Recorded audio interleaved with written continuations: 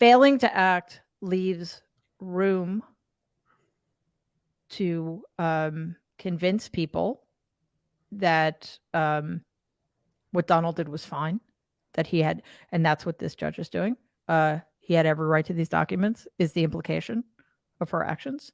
Or it gives him room to stoke more division, incite more violence, etc. So, Cliff, what are your thoughts about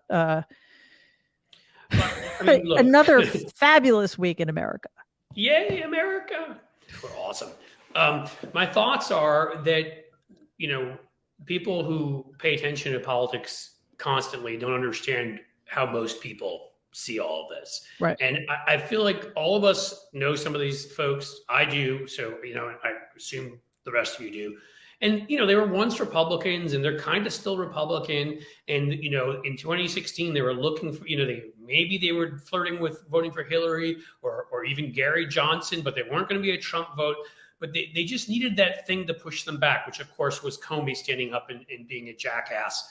And, and there are other things, too, of course. But what Putin did, 2020, similar stuff. And this is what Republicans get and they're so good at, is they push these headlines because they realize the mainstream media, again, are like these little puppies running around and they'll follow any story.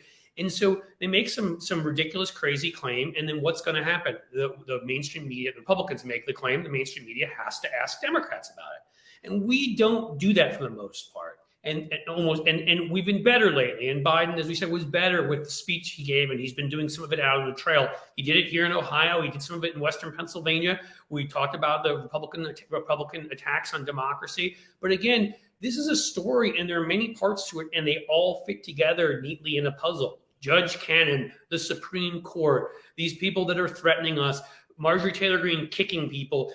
We have a group of people that don't respect democracy, that don't respect the rule of law, that want to steal elections because they believe that they are entitled to them.